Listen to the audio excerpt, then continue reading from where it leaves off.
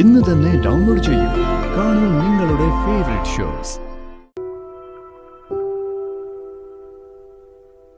എന്തിനിങ്ങനെ വിഷമിക്കുന്നേ? ഞാൻ മരിച്ചൊന്നും പോയിട്ടില്ലല്ലോ. ഇപ്പോഴും ജീവനോടെ ഇല്ലേ? ആശുപത്രി കിടക്കുമ്പോ ഇങ്ങനെയാണ് ലിച്ചു സംസാരിക്കുന്നേ.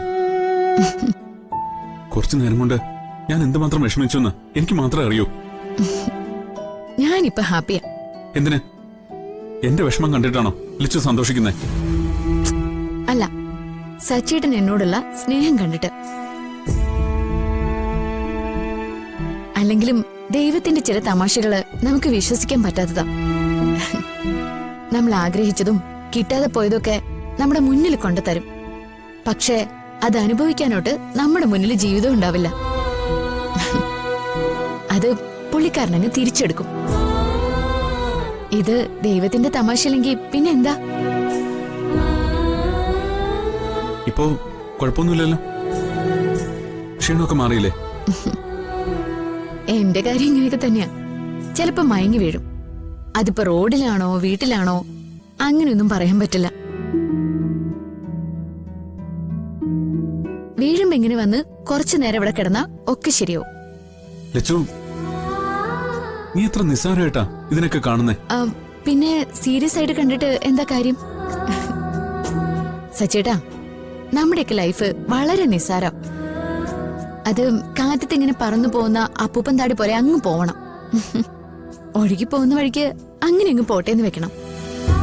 ഞാൻ കുടിക്കാൻ എന്തെങ്കിലും ഓർഡർ ചെയ്യട്ടെ? എനിക്കിപ്പോ ഒന്നും വേണ്ട. ഞാൻ ഇനി ചെന്നിട്ട് വേണം എന്റെ പോപ്പിക്ക് ഭക്ഷണം കൊടുക്കാൻ. പാവം പോപ്പി വിശന്നിരിക്കായിരിക്കും.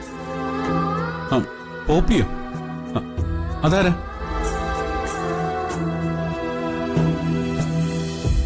എന്റെ ഫ്രണ്ട്, മൈ ഫേവറേറ്റ് പോമറേനിയൻ. സച്ചേട്ടന് അറിയാവോ, രാത്രി അവള് എന്റെ കൂടെ കട്ടിലിൽ കയറി പുതപ്പിനിടയിൽ കിടക്കും. പക്ഷേ അതുകൊണ്ട് ഗുണമുണ്ട്. നമ്മൾ ഒറ്റയ്ക്കാണെന്ന് തോന്നലില്ല. നമുക്ക് വയ്യ എന്ന് അവൾക്ക് തോന്നിയാലുണ്ടല്ലോ, പിന്നെ എന്റെ അടുത്തുനിന്ന് മാറുകയില്ല. ഇങ്ങനെ ചുറ്റിപ്പറ്റി നിൽക്കും. എന്ത് സ്നേഹാന്നറിയോ?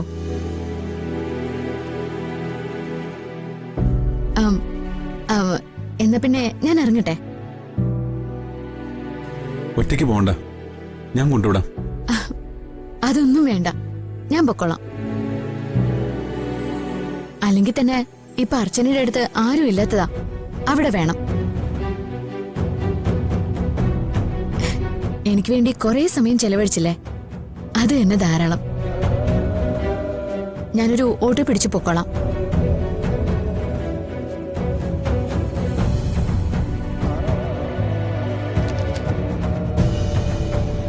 താങ്ക്സ് കേട്ടോ. എന്തിന്? എനിക്ക് തന്ന ഈ സ്നേഹത്തിനും കരുതലിനും. പോട്ടെ.